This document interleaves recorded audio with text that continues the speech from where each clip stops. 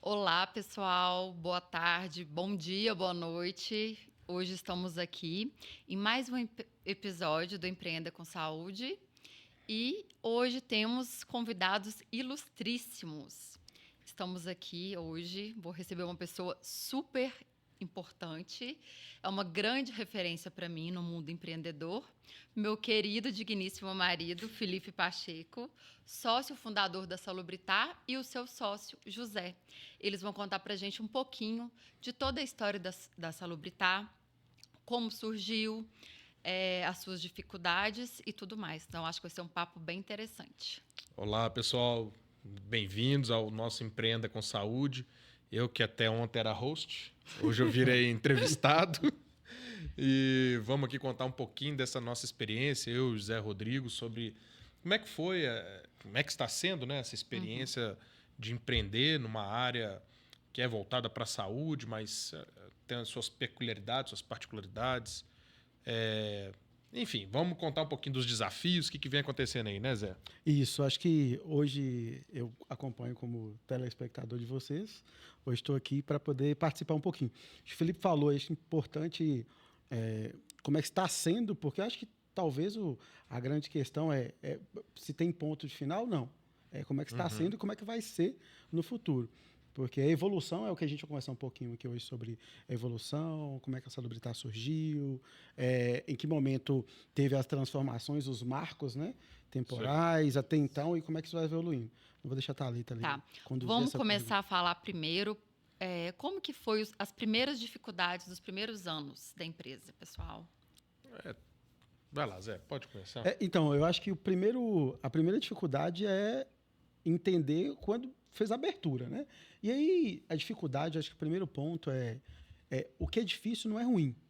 O que é difícil é que serve exatamente para que a partir dali tenha uma evolução. Então, acho que no início, as principais dificuldades que a gente tem, primeiro é empreender mesmo. O empreender requer estudar muito, entender que as coisas não vêm de maneira muito imediata, de que muitas vezes, a maioria das vezes, a gente vai errar para depois acertar. Criar parâmetros e criar fluxo não é fácil. Então, assim, tudo no início é muito embrionário. E se poder fazer esse desenvolvimento aí, requer mesmo perseverança, acreditar, entender que amanhã não vai dar certo, né? Depois de amanhã também não vai dar, mas logo depois a gente consegue já começar a enxergar uma luz no fim do túnel. Então, acho que a primeira dificuldade que a gente tem é, primeiro, estabelecer uma identidade, né? Então, qual o caminho que a gente vai seguir? De que maneira? Qual que é o mercado que a gente quer? E no início isso é meio nebuloso. A gente tem uma ideia, mas quando você vai para o mercado, quando você vai para empreender de fato, fazer exatamente essa negociação, nem sempre o que você pensa de fato vai estar acontecendo. Então, construir essa identidade, sair de um ponto inicial para poder chegar, ou pelo menos iniciar essa caminhada, talvez seja a primeira dificuldade que a gente tem quando a gente fala do empreendedorismo. É aquele negócio, sem querer ser clichê, mas vai rolar uns trem clichê, né? Não tem jeito. Mas é como falam alguns consultores aí de negócio e tal, que tudo é difícil. Nada Sim. é fácil, tudo é difícil quando você vai empreender, quando você vai criar uma empresa. E acho que é por isso que eles estimulam tanto a gente a substituir essa palavra difícil, a dificuldade, por desafio. Né? Porque aí a gente tem aquela perspectiva de que o desafio a gente pode vencer, né? Exato. Agora, como vai ser essa jornada é um pouco nebuloso. A Salubritar mesmo, né? Hoje, graças a Deus, a gente vem indo bem aí desde que a gente retomou as atividades em 2017, né? Eu falo retomar porque lá em 2013 eu tentei abrir a empresa uma vez, não deu certo. E aí já começa a gente a enxergar as coisas de forma mais, digamos, estruturada. Porque muitas vezes no primeiro momento a gente acha que é uma aventura, né? Vamos lá que vai dar certo e bora para frente. Mas se você não tem uma preparação, se você não se capacita, se você não estuda, a parte financeira vai ficar errada, a parte comercial vai ficar errada, a parte de marketing vai ficar errada. Por mais que você seja um profissional técnico na sua área, né, competente e tal, você tem que entender de mercado, você tem que entender de gestão de pessoas, você tem que entender de várias coisas que você não aprendeu na faculdade, você não nasceu naturalmente sabendo aquilo. E se você não correr atrás, uma hora você dá com os burros na água. Só para completar aqui, quando você fala dessa questão, acho que talvez um dos grandes desafios seja a gente de origem, ou a médio prazo, a longo prazo, encontrar esse equilíbrio do que a gente acredita de serviço ou de empreender e o que o mercado quer. É uma situação que precisa ser medida todo dia. É a atenção que tem que ser medida de maneira correta. Porque se você falar assim, não, eu gosto de fazer isso, eu gostaria. Tá, mas será que o mercado precisa disso? Será que nesse momento o que ele está querendo é isso? Então, casar o que a gente quer com o que o mercado quer e trabalhar nesse meio termo, lógico, senão a gente perde identidade também. Começa a fazer exatamente só o que o outro quer e não tem identidade. Mas a gente não pode ser uma identidade que tem que ser do meu jeito, senão você não vai. E talvez um dos principais pontos a ser observado quando inicia um empreendedorismo é isso. O que você pensa, o que o mercado precisa, o que se dá para colocar no meio termo aí. E como que foi, como que era a equipe da Salubritar no início? Como que vocês montaram a equipe? Porque eu imagino que era bem diferente, até pelo número de funcionários do início para hoje. Como que era no iniciozinho? Conta pra gente. No início era eu mais um. Que fazia tudo. E a coisa foi incorporando lá em 2017, que eu decidi entrar nesse mercado aí da consultoria, né? Sair do mercado CLT e abrir a própria empresa. Até que em 2019 eu convidei o Zé para vir participar. O Zé, eu conheci ele, né? Porque numa das empresas que eu trabalhei como médico do trabalho, o Zé atuava como consultor através de uma concorrente nossa. E aí, né, gostando do trabalho do Zé, eu convidei ele a participar lá em 2019. E quando o Zé entrou, acho que eram 3 funcionários, né, Zé? 3 funcionários. Então, assim, e na verdade eram aqueles funcionários coringas, né? Tipo assim. Exato. Fazia o que a gente tinha condição de fazer. Ficava na recepção dos atendimentos, gerenciava os prontuários, gerenciava situações de atendimento das demandas do cliente, né? Parte burocrática, parte administrativa. Então, eu lembro quando eu cheguei, eram 3. Eram 3. O espaço era um espaço menor, o número de pessoas, até pela demanda, era aquele que dava. Então, a gente não conseguia, ou não era necessário, na verdade, não que não era necessário, mas naquele momento a gente ainda não conseguia fazer uma divisão de atividades. Olha, esse é um setor que vai trabalhar só isso, esse é um setor que vai trabalhar só isso. A gente não conseguia. Volume, especificidade, até criação de uma identidade mesmo, para qual caminho a gente ia. Então, estava iniciando. E o início é meio caos mesmo, né? Pra depois você começar essa organização. Então, no início era 3 pessoas. É lógico, depois que a gente começou, e aí você começa a analisar o que você tem de cenário, você começa a analisar para qual lado eu consigo crescer um pouco mais. Então, você começa a pensar na equipe de maneira um pouco mais estruturada. Talvez o timing, quando a gente fala de equipe, e até hoje, não falar que a gente sofre, não, mas até hoje talvez seja um ponto muito crucial, o timing de crescer uma equipe em relação ao que eu tenho de atividade. Eu não posso nem crescer uma equipe sem uma demanda, mas eu também não posso esperar uma demanda estrangular para eu começar, porque senão eu tenho uma equipe não qualificada. Então, esse time de crescimento e qualificação, ou já ir deixando uma equipe talvez mais pronta para assumir quando acontecer de fato, é o desafio. Hoje a gente já consegue uma metodologia mais adequada e talvez seja uma das características que a gente tem hoje. A gente não ser estrangulado por uma demanda que chegou sem uma qualificação de equipe para poder atender. E interessante assim, a gente observar alguns aspectos, né, que a gente vai crescendo tanto em número da equipe como em competência das pessoas. Né? Um caso emblemático que a gente tem é a Jeninha, né? Isso. Jenny entrou com a gente lá acho que em 19 mesmo. 19. Antes da pandemia, como estagiária de enfermagem. 4º período. Ela era uma estagiária, depois ela formou em enfermagem e tal, e hoje ela é nossa gerente da parte de saúde lá. Então ela teve uma evolução profissional onde ela foi passando por todas as etapas da empresa e hoje ela ocupa um cargo de gerência e com as novidades que a gente vem construindo, criando, ela não vai parar por ali. Enfim, a Jennifer é um caso muito simbólico, né, para isso, para essa evolução, tanto de conhecer todos os setores, porque a gente está no cargo hoje da gerência de saúde corporativa ali, ela passou exatamente por todas as etapas, conheceu todos os setores. E nós temos outras simbologias. Tem o Davidson, que veio também da parte de estágio hoje, está inclusive num setor mega novo, né? Então, um setor que a gente tem de automação, que é uma das características da gente e que assume uma equipe hoje, também está no processo evolutivo. A gente vai evoluindo, a galera que vai entrando com a gente vai evoluindo e a gente vai fazendo esse ajuntado bom aí. Sim. Eu vejo que o Felipe, que essa experiência prévia dele ajudou muito na criação da empresa, né? Até pela experiência técnica dele, para gestão. E o que te fez querer sair do seu antigo trabalho e ir para a Salubritar? Então, não sei se foi essa semana, Thalita, que alguém me fez essa mesma pergunta. Na verdade, foi um processo de negociação que a gente está, num processo de expansão ainda mais da nossa equipe. E aí, na condição que eu tinha de CLT, dentro de um parâmetro de normalidade para a grande maioria das pessoas, era um parâmetro confortável. E aí, confortável financeiramente era confortável, Sim. em termos de conhecer os clientes era confortável. Doido para achar isso confortável na minha vida, que não aparece nunca. O Felipe era meu Nossa cliente, inclusive, senhora, nessa parte. Chega. Eu E também. E aí, quando você, assim, tem gente tem doido para tudo, né? O cara sai confortável.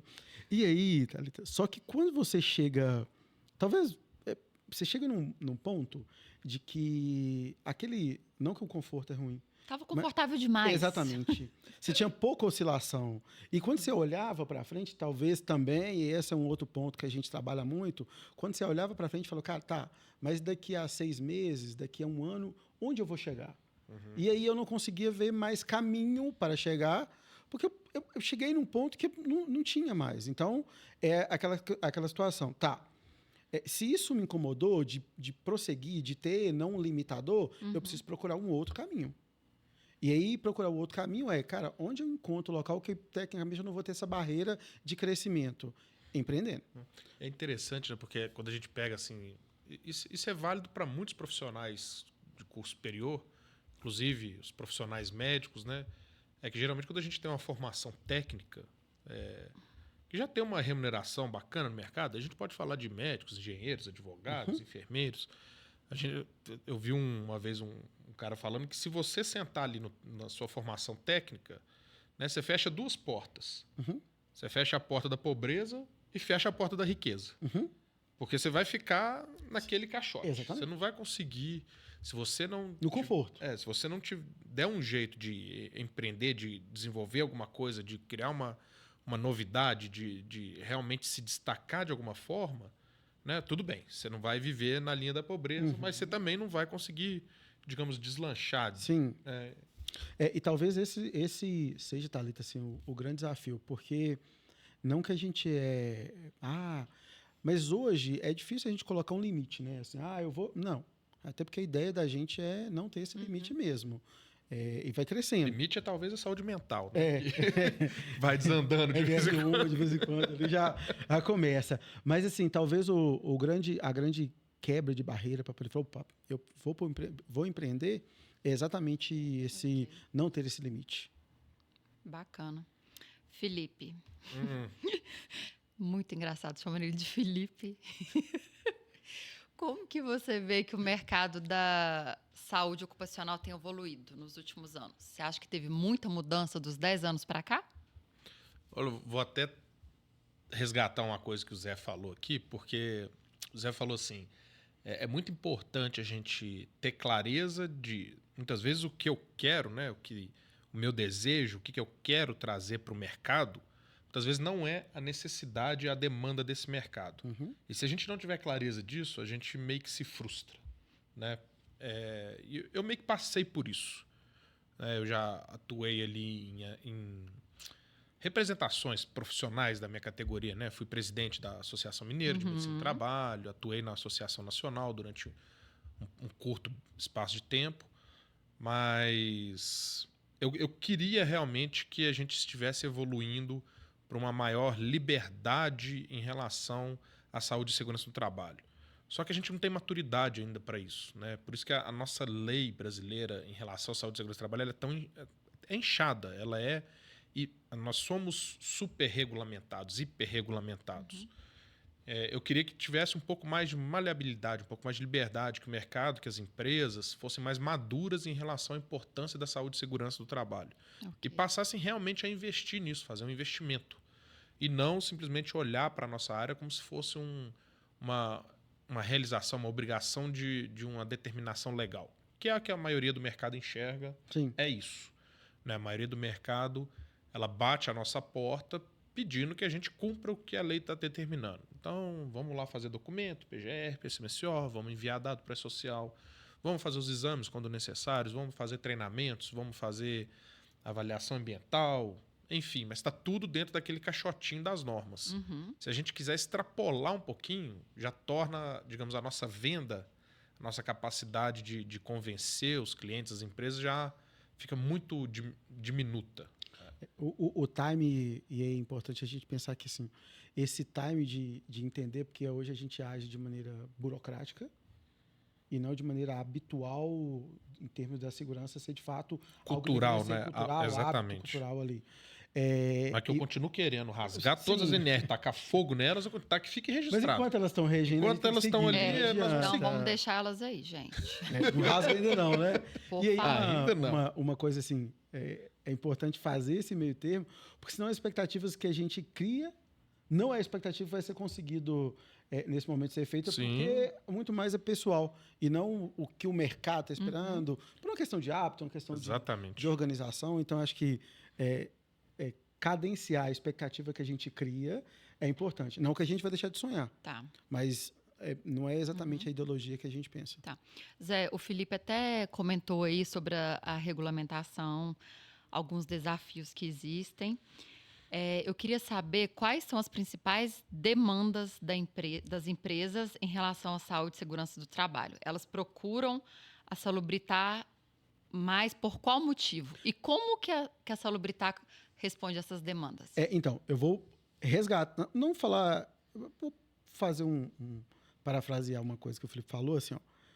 Se eu pensar na principal demanda que tem hoje, é uma demanda baseada em algo normativo. Então, o que é isso? Preciso do documento, preciso realizar os exames, preciso transmitir o e-social, preciso fazer retorno ao trabalho, enfim.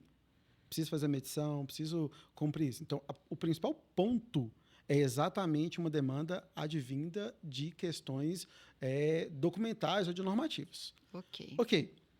Isso talvez 90% das empresas vem exatamente... Mais da questão burocrática, quando elas chegam com essa demanda. Exato. Essa é a queixa, né? Que aí tem um segundo time ali, quando a gente fala dessa questão de como é que essa demanda chega para a gente, aí entra na outra questão que você falou. Como é que a gente trata essa demanda? Isso. Exatamente. Porque a tratativa que a gente dá para essa demanda não é uma tratativa burocrática. É nesse momento que talvez a gente falou aqui, que a gente incentiva para o nosso cliente que, ok, a norma te pediu para fazer isso, mas vamos entender um pouco melhor? Se isso for um hábito de saúde ou um hábito de boa higiene, por exemplo, cara, essa questão de cumprir, isso vai ser um critério normativo e natural. Então, o que a gente tenta fazer chega essa demanda de maneira muito quadrada para a gente, de maneira muito burocrática, de maneira muito tendenciada pela norma, e a gente transforma isso no hábito inteligente. A gente costuma falar de criar essa solução inteligente. Criar essa solução inteligente é fazer com que a norma seja cumprida, mas que a gente vá além disso. Que a gente crie diferenciais exatamente, principalmente no ambiente de trabalho e na perspectiva de quem coordena aquelas empresas. Tá.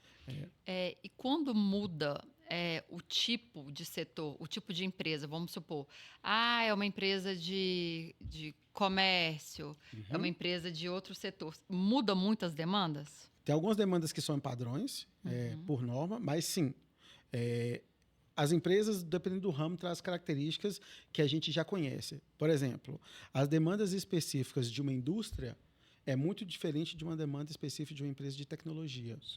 Que é muito diferente de uma empresa, por exemplo, do ramo educacional. Que é do ramo construção civil. Então, são demandas específicas. A gente tem aquela base, que é uma base burocrática, normativa, que vai ser igual, mas as demandas associadas, elas são muito diferentes. Um exemplo, se a gente imaginar, eu vou ter ali na construção civil, quem está na operação, não que eu não tenha esse problema, mas eu não vou ter um problema que a pessoa fica muito tempo sentada. Não não é uma característica. Ao contrário, quem trabalha muito com tecnologia, por exemplo, automação, pode ser um item que vai trazer para a gente aí uma observação diferenciada. Então, dependendo do ramo, ele vai sim trazer informações distintas. Os riscos que cada ambiente gera, os riscos ocupacionais, eles são diversos, são diferentes dependendo da atividade daquela empresa. Mas o que não pode mudar é o olhar realmente atento para coisas que você muitas vezes não está esperando.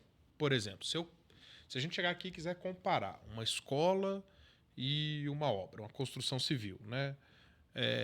De forma antecipada, eu diria que dentro da construção civil eu vou focar muito em ergonomia e dentro da escola eu vou focar mais em saúde mental, por exemplo. E eis que a gente está lá fazendo os exames periódicos, aí me aparecem 2 cozinheiras da escola, as 2 com a mesma lesão de ombro, né, que era algo que eu não esperava ver, mas como a gente diagnosticou aquilo no exame ocupacional, a gente apresentou a demanda para a empresa, tá? Esse é um relato de caso mesmo que já aconteceu. A gente apresentou a demanda para a empresa, sugerimos fazer uma avaliação ergonômica, e é isso que precisou fazer várias adequações dentro daquela cozinha que preparava refeições para os alunos. Então, assim, se a gente não tem um processo bem atento, né, a gente vai ficar preso em crenças até, digamos assim, limitantes, né? Vou usar uma palavra, um preconceito sobre o que vai existir de problema de saúde naquele ambiente, e acaba que a gente vai tocar coisas de forma burocrática, igual o Zé Rodrigo falou. Mas se a gente atua de forma realmente consultiva, de forma ativa, se a gente busca entender do cliente o que está acontecendo, se a gente faz um acompanhamento de forma próxima, a gente consegue entender a realidade daquela empresa e não, digamos assim, ter aquelas questões preconceituais por conta da atividade que aquela empresa está. Então, que a gente tem demanda diferente? Tem, só que a gente não pode, digamos assim, dar um tratamento diferenciado porque uma empresa tem um risco físico maior e a outra tem um risco de saúde mental maior. A gente tem que ter um processo que a gente consiga cuidar das 2 empresas de forma assim, como é que a gente pode falar? Equitária. Equitária. Nossa senhora, é muito detalhe, né? Mas ele, professor de filosofia, sabe essas coisas. Também, né? Tem um linguajar maior. Olha, puxando o gancho aqui que o Zé falou da tecnologia. Eu queria saber qual que é o papel da tecnologia na gestão de saúde ocupacional. Tem um papel importante? Já existe assim uma tecnologia mais apurada? Bom, sempre vai ter, né? A tecnologia ela sempre vem para ajudar a gente a desembolar diversos processos que muitas vezes demandavam tempos que... Você é objetivo também, vou dar um exemplo claro aqui. A gente tem uma equipe de técnico de seguranças que é dimensionado para elaborar as documentações técnicas dos nossos clientes. Pelo volume de trabalho que a gente tem hoje, se a gente não tivesse as ferramentas que, como o Zé já citou aqui do Davidson, né, do nosso setor de tecnologia e inovação lá da Salubritar, se a gente não tivesse essas ferramentas, eu precisaria de uma equipe talvez 3 vezes maior para conseguir entregar o mesmo volume de documento legal.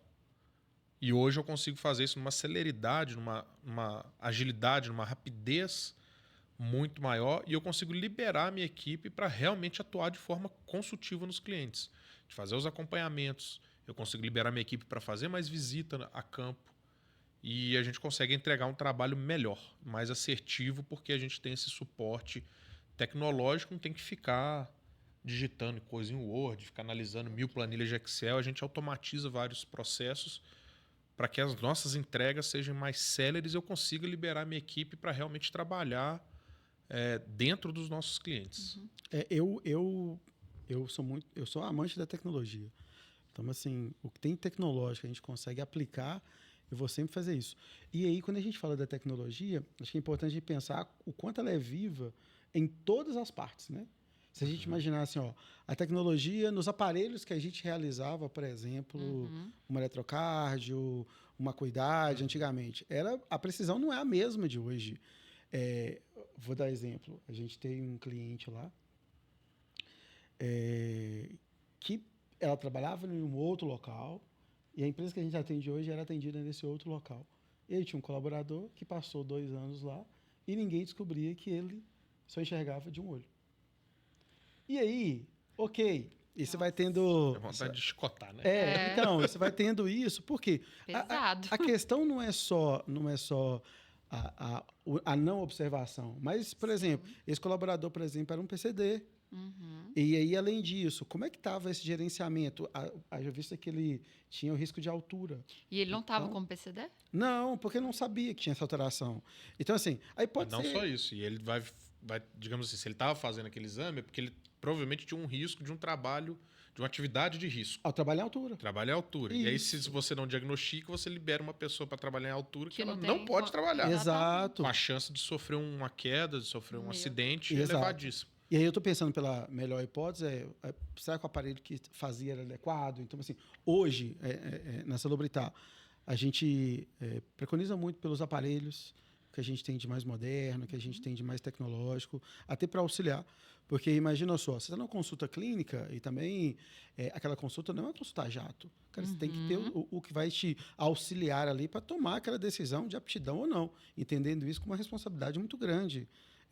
E culmina com isso também quando a gente fala da nossa operação. Então, nossa operação hoje parece que são pequenos detalhes de tecnologia, mas a gente acredita muito. Sim. E que interfere exatamente como é que a gente enxerga como é que a Salubritar faz esse serviço hoje. Eu tenho uma equipe de automação que vai melhorar, que ele fornece projetos para todo mundo. Além disso, quando você chega no nosso ambiente, o fato das pessoas no corporativo, por exemplo, terem um notebook, a gente preferiu para não ter nenhum computador grudado em mesa. Porque isso estimula que as pessoas vá na outra mesa, leve seu computador para discutir. Tem telefone de mesa? Não, a gente tem celular. Porque, cara, também não prende ninguém com isso. Isso gera hábito nas pessoas. Então, assim, a tecnologia ela não tem que vir só por tecnologia de ser bonito. Ela tem que vir exatamente para modificar hábitos. E com vontade, estimular as pessoas, né, a inovar sempre. Exatamente, isso aí. Mas tecnologia é isso. Eu acho que as pessoas têm muito medo, têm receio de... vai roubar meu trabalho, não é nada disso.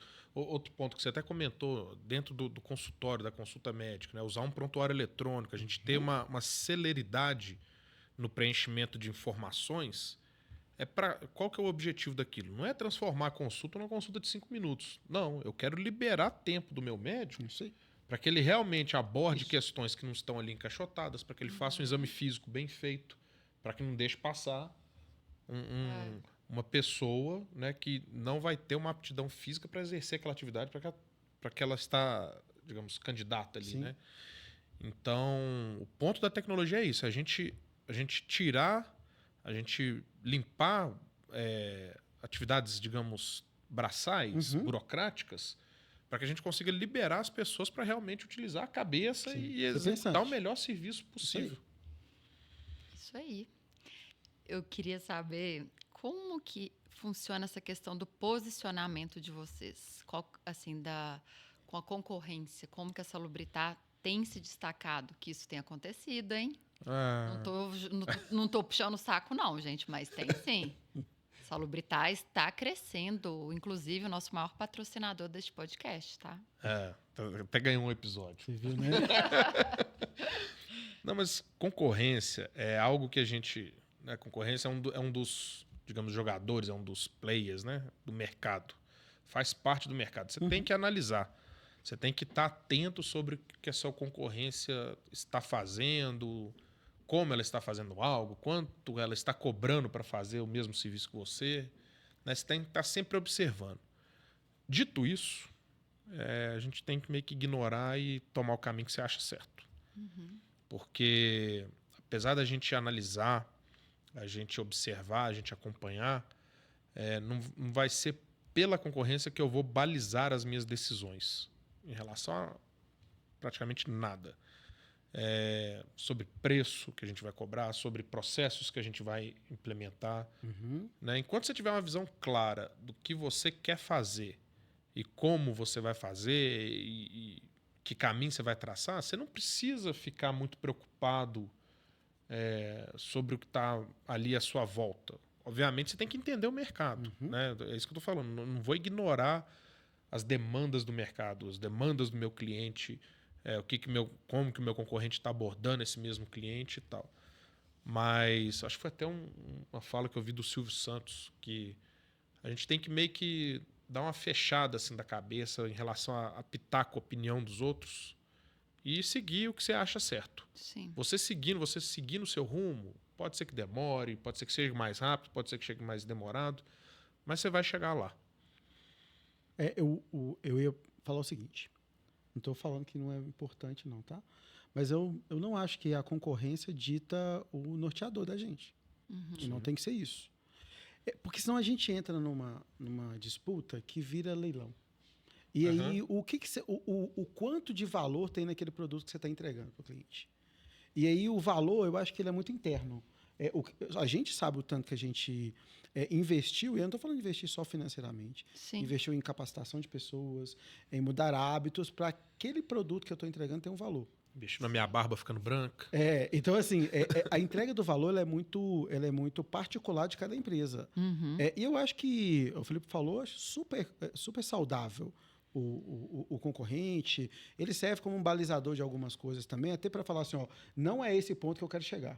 Então, esse é um balizador exatamente também nesse ponto. Ou até para pensar, é nesse aqui que eu quero chegar. Exato. Esse ponto Então, que eu esse quero balizador, assim, seja para mais ou não, ou onde eu estou balizado nesse mercado aqui. O que eu vou fazer para que eu não alcance fulano, mas que eu melhore o meu produto. Então, não que não seja importante, mas colocar valor, colocar preço dos outros não dá. Eu acho que cada um tem o seu time de, opa, o meu serviço vale isso, de maneira que eu não perca qualidade. Consigo oferecer dessa maneira sem perder qualidade. Então, acho que concorrência é importante, mas ela não deve nortear a gente para tomar a decisão. E se a concorrência trabalhar de forma saudável, ela vai agir até como um ganha-ganha. Não sei se vocês costumam acompanhar essas coisas de mercado aí, mas tem uma briga que nem é velada. Nos Estados Unidos isso é mais claro, porque lá tem menos lei de restrição de marketing, de ações de marketing. Então lá, pessoal, o McDonald's fala do Burger King. O Burger King fala do McDonald's. Eles se cutucam publicamente. E tem um dado que eu vi outro dia, alguém comentando, não vi estudo, nada do tipo não, só vi alguém comentando, que se você está num ambiente, por exemplo, na faculdade, um ambiente público, coloca lá uma daquelas máquinas de autovenda de Coca-Cola. E aquela máquina começa a vender 10 latinhas por dia. Se você colocar uma de Pepsi do lado, quantas latinhas você acha que vende a Coca? Quantas latinhas você acha que vende a Pepsi? Eu acho que vai vender muito mais a Coca. Ela vendia 10. Uma máquina vendia 10. Agora tem duas máquinas. Uma de cada concorrente. Quanto que vai vender? Vai vender mais da Coca e vai vender da Pepsi também. Vai vender umas 15, 20 latas ao invés das 10. Porque na hora que a pessoa passa ali, se você tem uma máquina só, na hora que você passa, você fala, será que eu quero ou que eu não quero? E aí você toma a decisão de comprar ou não. Agora, se você vê duas máquinas, se você vê um concorrente, o seu pensamento muda. Qual das duas eu quero? Mas, ou seja, aquela fase da decisão de se eu vou comprar ou não, você pulou ela. Sua mente pulou. Então, você toma a decisão de qual você quer comprar. É por isso que o pessoal fala, melhor lugar para você abrir, por exemplo, um empório de queijo, café torrado. Na frente do supermercado. Na frente do Carrefour, do Extra, qualquer um deles. Porque você, aquela grande rede vai te trazer o mesmo cliente. Um cliente que ele vai procurar produtos que você tem, só que você tem um diferencial, você tem uma qualidade, um produto de qualidade maior. Então, se ele não achar o café que você vende, o queijo que você vende, que veio lá da Serra da Canastra, curado, aquele que a gente produz. Olha, esse é bom, hein, gente? Se ele não acha aquele, ele vai achar atravessando a rua, ele vai achar no seu empório. Ele não precisa se deslocar para outro lugar. Então, assim, você tem que tratar a sua concorrência de forma saudável, não é tratar como inimigo. Mas é trabalhar o mercado juntamente com o concorrente. Mas vocês não acham que hoje no mercado de trabalho, principalmente para os novos empreendedores, eles têm muito medo, muita insegurança em relação ao concorrente? Com certeza. Todo mundo tem, né? Mas é por conta disso, assim. Primeiro que a concorrência está cada vez maior para tudo, né? Todo mundo tem cada vez mais concorrente. O mercado está crescendo para várias coisas. Antes, onde você tinha, né, se a gente pegar aí há 20, 30 anos atrás, não devia ter metade das clínicas de prestação de serviço de saúde ocupacional que tem hoje, Sim. concorrentes nossos. Vamos pegar a faculdade de medicina. Quantas existiam há 20 anos atrás, quantas existem hoje? Né? Então, quantos médicos se formam no mercado? Então, obviamente, isso traz insegurança. Mas aí, de novo, cabe cada um, né, ter o seu espírito empreendedor para trazer uma inovação, para ter um ponto onde ele se diferencia do restante do mercado e possa se destacar de alguma forma. E essa é a questão do empreendedorismo, né? É você desenvolver algo novo, é você trazer alguma situação, alguma novidade que estimule o mercado a te valorizar mais ao invés de valorizar a concorrência. É o atrativo, né? Porque se você for para o mercado, eu falo, vou empreender. Tá. Você vai empreender fazendo o quê? É o que todo mundo faz? O que vai fazer uma pessoa sair do outro e falar assim, vou comprar na Thalita e faz a mesma coisa? Aí vira a guerra de preço. Exatamente. Aí se você vende, se você tem dois produtos iguais, isso. Qual que é menor? Eu vou lá no mais barato, mas o mais barato vai estar oferecendo o serviço personalizado que eu tinha antes. Não, mas aí é a sua diferenciação. Porque é o que a gente falou, se você tem dois produtos, dois serviços exatamente iguais, a única coisa que vai diferenciar é preço. Mas na verdade, acaba que o serviço não deve ser tão igual, né, gente? Mas aí cabe a sua comunicação mostrar isso. Entendi. Porque se você se anuncia como igual ao seu concorrente... A única coisa que vai fazer diferença pro cara aí é se o valor for menor do que o dele. Vou pegar um exemplo aí de novo. O Burger King e o McDonald's. O McDonald's fala que a batata dele é a melhor que existe. E tem gente que vai achar, tem gente que não vai achar. Mas quem quiser buscar uma batata, vai no McDonald's. Nenhuma das duas são boas, gente. Já. Não, é assim, patrocinem a gente, por favor. Pode patrocinar. Mas... O Burger King assa no fogo. Né? É o que eles têm de diferencial. É no fogo. Então, se você gosta de uma carne com um sabor mais apurado, você vai no Burger King ao invés de você ir no McDonald's. Então, são esses aspectos. Agora, você tem que comunicar bem. É aquele negócio. Por que vende ovo de galinha e não vende ovo de pato? Porque a galinha faz Porque galinha grita. a bagunça quando ela bota. Né? Galinha grita. Faz propaganda. Então, todo mundo vai lá e compra. Olha. O pato fica quietinho. Vivendo e aprendendo, hein? Tá vendo? Lição rural. Já veio nutricionista aqui? Já, ué. Então, responde pra gente se... O pessoal fala assim, o ovo de galinha é ótimo, mas ele não é tão nutritivo. É igual. Aí, galinha e pato é igual. Eu já procurei essa. Galinha e pato é igual. A diferença é que a galinha grita. O dela vende mais. Ninguém chega no sacolão procurando galinha. E a gente vai comer o ovo da galinha, não do pato. Pois é. Exato. Vocês falaram aí de serviço personalizado. E a Salubritar também oferece ações de medidas preventivas para as empresas? Isso muda alguma coisa no trabalho, no contato assim, direto, que o prestador fica mais interessado na qualidade do serviço? Então, o preventivo é o nosso, talvez, principal alma, né? É o diferencial? Exatamente. Não, é a alma do negócio. Assim, nós somos profissionais prevencionistas. Exatamente. Então, a gente atua para que não aconteça alguma coisa. O remediar aconteceu... Innecessário. E a gente espera que não seja necessário. Exatamente. Né? Aconteceu um adoecimento ocupacional, aconteceu um acidente no trabalho, nós erramos. Estamos errados. Não era para acontecer. É isso. Então, a ideia, quando você fala de prevenção, ela é a alma do negócio. Então, os eventos adversos é quando a prevenção não falhou. Não deu bom. Então, assim, de fato, o que a gente tem de maior norteador nosso é prevencionista. Agora, sobre um diferencial, como que a gente faz isso? Foi o que eu falei antes. Você precisa estar bem próximo do cliente. Você precisa estar ali acompanhando o dia a dia. Porque se você ficar na burocracia de tá aqui seu documento, guarde na gaveta, ano que vem a gente renova, não vai rolar. Não, isso não é prevenção. Não vai rolar.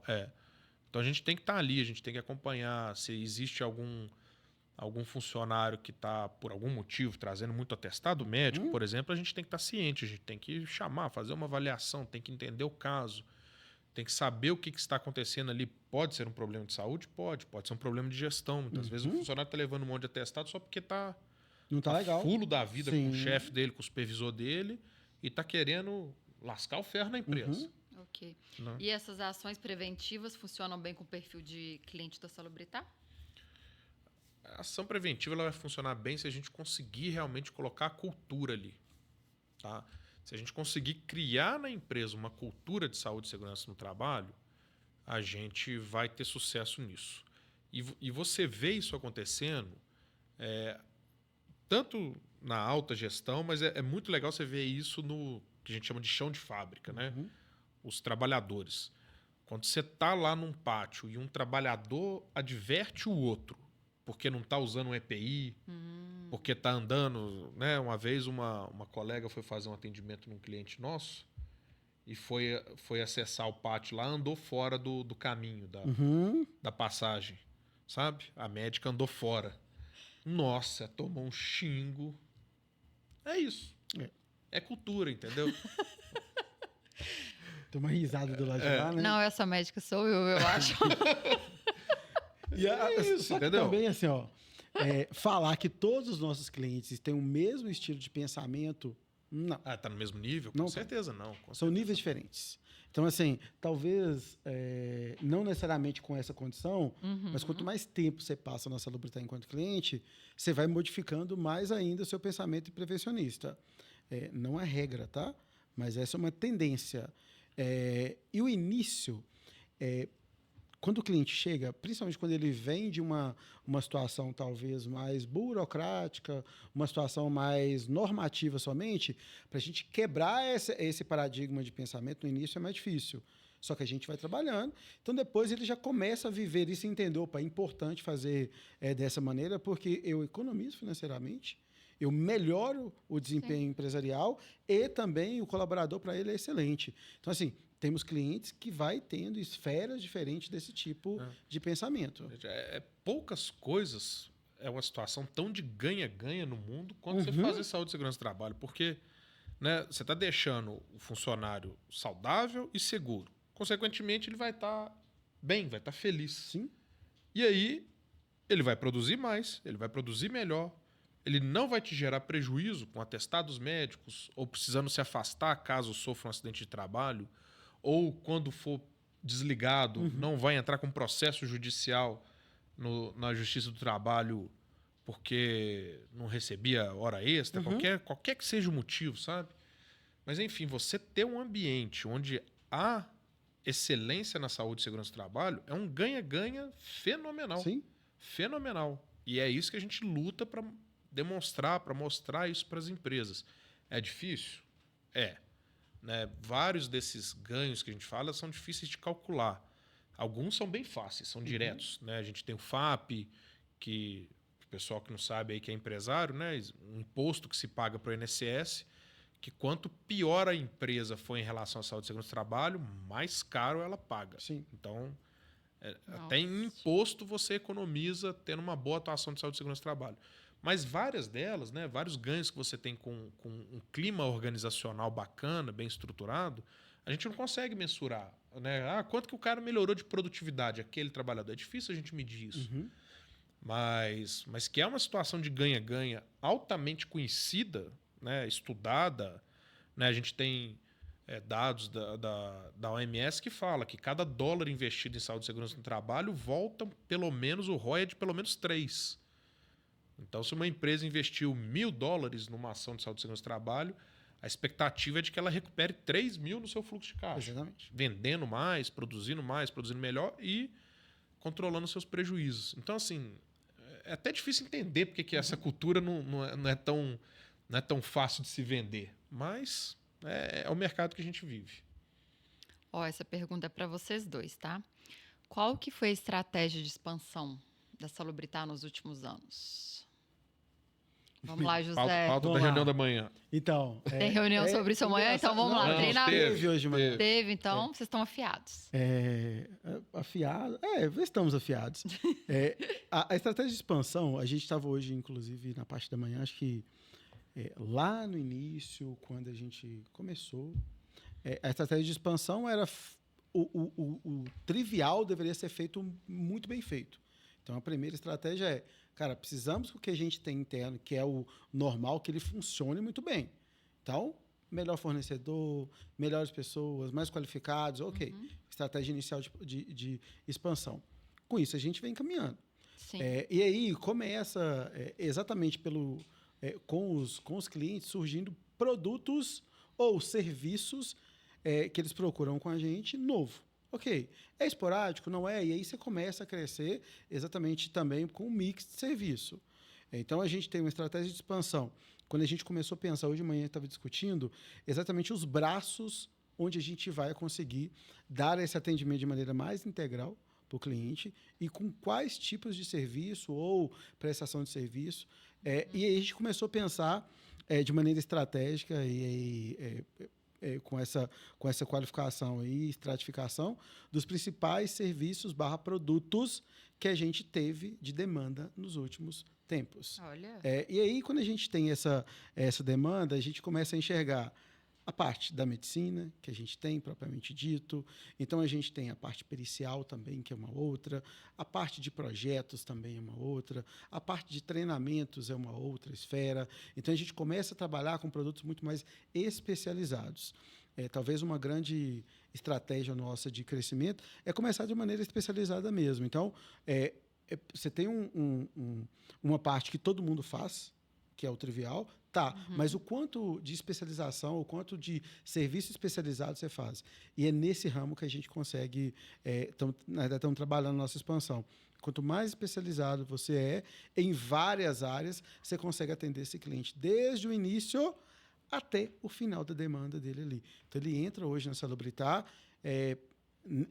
com a projeção nossa daqui a um tempo, ele não precisa sair de lá para resolver nenhum problema dele que vai ter exatamente nessa esfera de saúde e segurança.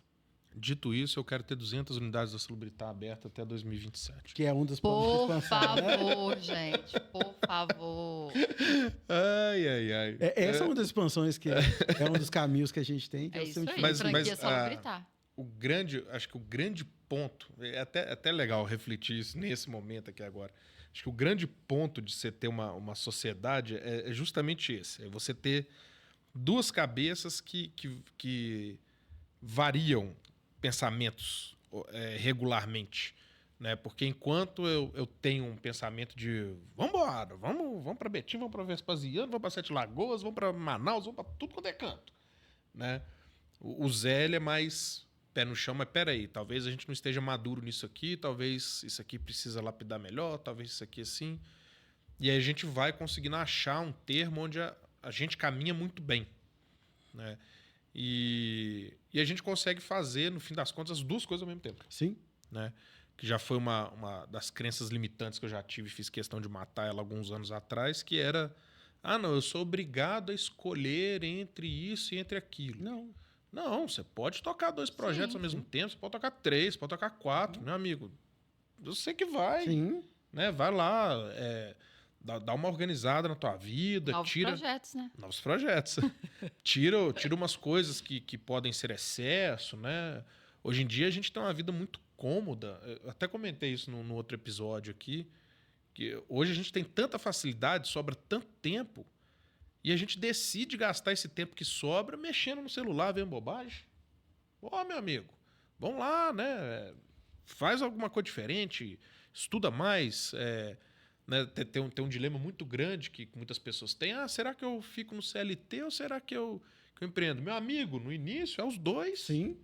Você vai fazer os dois, ué. Não vai dar tempo? Vai dar tempo. Mas... Se te manter no CLT te traz uma segurança para empreender, se mantenha inicial. A expansão... e quando a gente fala de expansão, a gente precisa ter aquele momento, assim, ter aquela consciência de que a gente vai passar por um período de, vou dizer assim, desequilíbrio, né? Imagina a gente subir numa escadinha. Vai ter um momento em que você tá pisando no degrau de baixo, para você chegar no degrau de cima, o outro pé seu tá no ar, né? Uhum. Naquele momento que ele tá no ar para dar o passo para cima, você tá desequilibrado. É um momento de transição. É uma transição. Exato. Você tá instável. Mas se você não tiver consciência disso, você nunca vai subir. Não vai. você vai ficar parado no mesmo lugar. Você falou uma coisa importante, assim, que eu não preciso escolher, e as pessoas precisam entender de que nem sempre vão caminhar na mesma velocidade. Às vezes você trabalha com projetos. E tá tudo bem. Às vezes um vai conseguir andar mais rápido. Opa, esse aqui, vamos andar com ele de maneira mais cadenciada, porque ele requer, talvez, uma tratativa de maneira mais específica. Exato. Mas isso não quer dizer que ele parou. Quer dizer que ele vai ter um time diferente de um outro, que às vezes evolui muito rápido. Quando a gente planeja uma coisa, nem sempre vai sair exatamente como planeja. E aí você precisa recalcular. Isso. É isso. Exato. Até o tempo, não quer dizer que o projeto parou. Exatamente. O recálculo não quer dizer que parou. Quer dizer que eu precisei recalcular. Talvez precise adiar ali 3 meses, talvez eu precise investir um pouco mais de grana do que eu imaginei, talvez eu precise investir um pouco mais de energia do que eu imaginei. Mas é aquele negócio, você vai avaliando. E aí, gente, é dica mesmo, tá? Tenha pessoas do seu lado para justamente te dar esse gás quando você precisar ou puxar sua rédea quando você precisar. Sim. Porque você vai precisar dos dois. Porque senão também não anda. E são características. Por exemplo, às vezes, se dependesse só de mim, eu ia muito burocrático, metodológico para tomar uma decisão. Precisa de alguém falar assim, cara, vamos embora. Tem certeza? Para dar aquele impulso. Não tenho certeza. Mas vamos embora mesmo assim. E aí você vai e tal. Então, esse movimento, talvez a gente não pare exatamente por isso. Exato.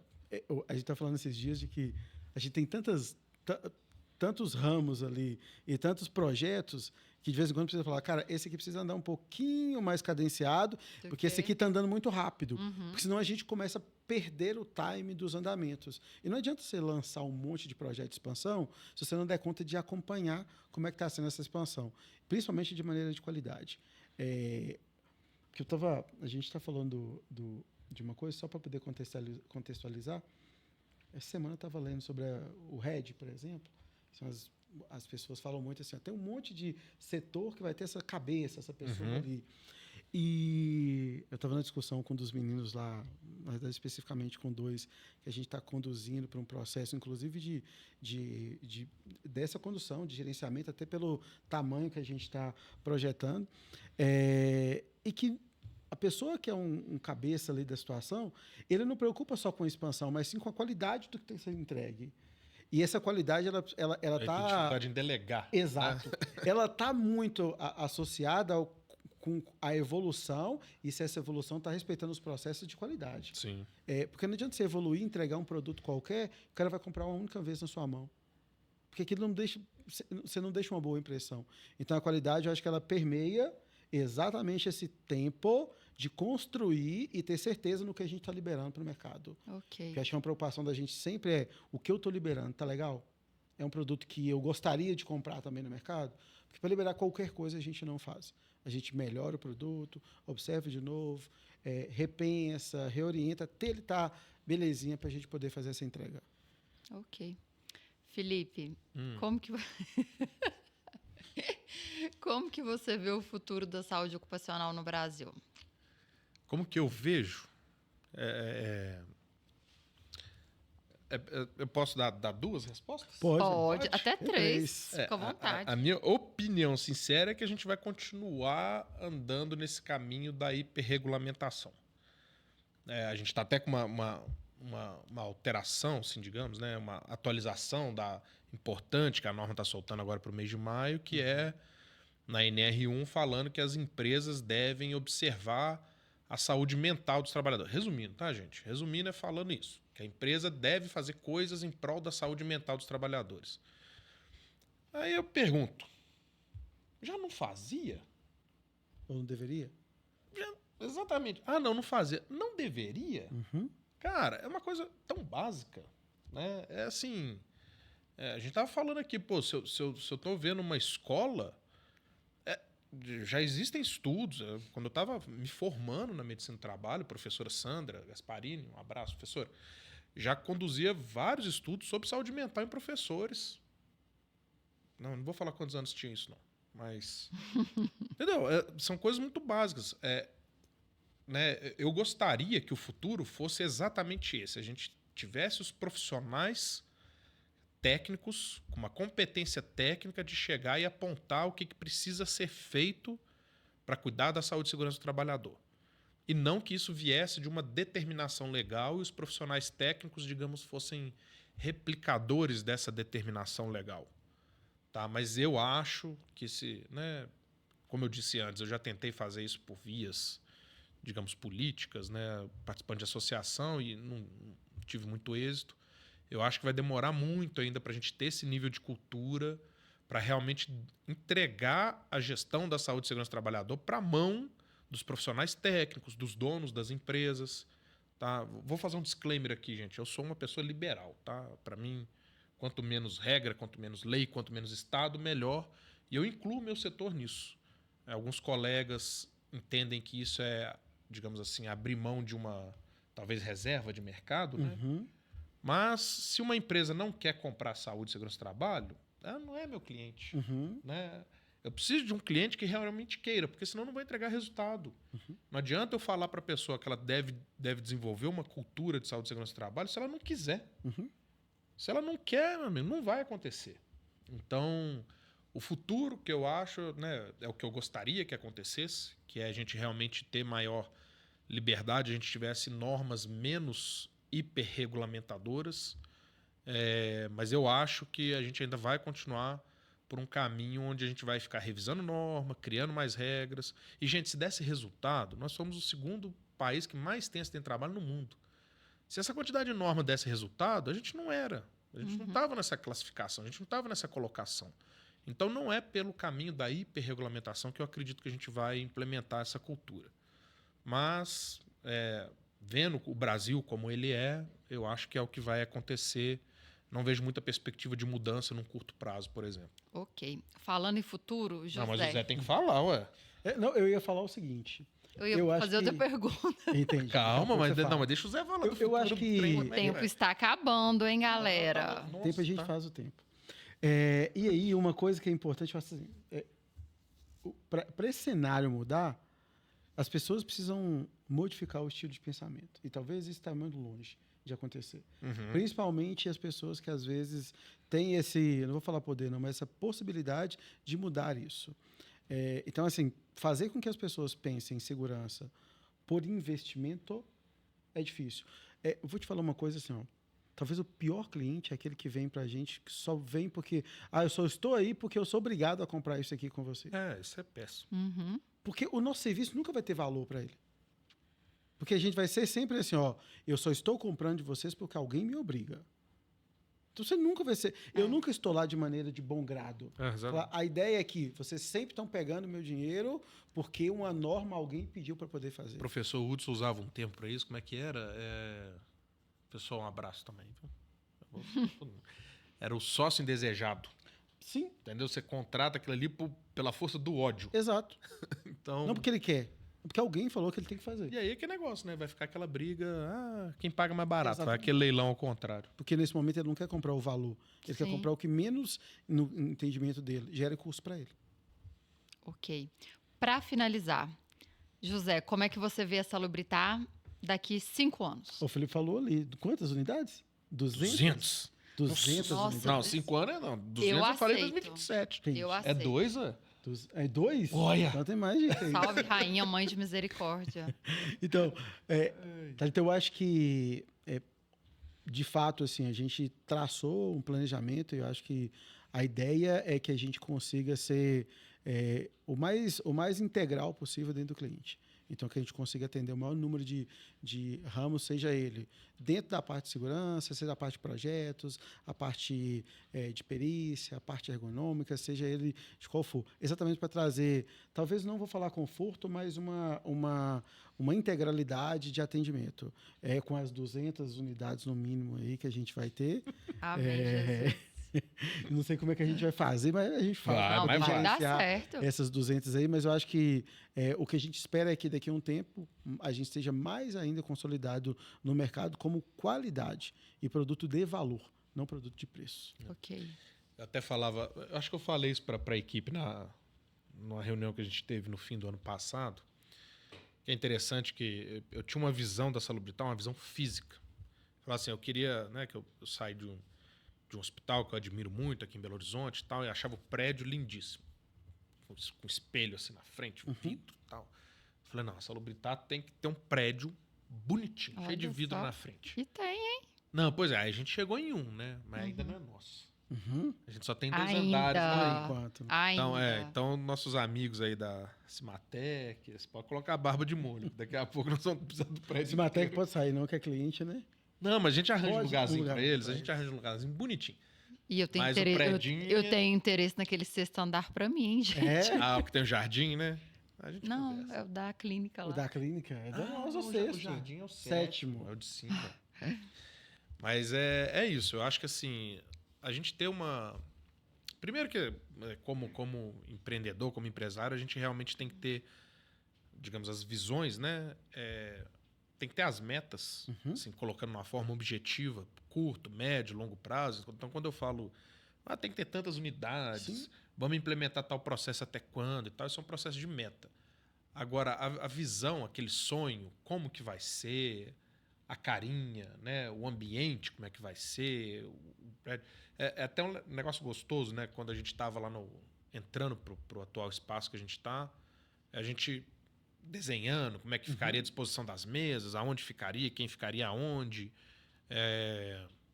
desenhando o espaço lá da clínica, as paredes, puxa a parede para cá, puxa a parede para lá.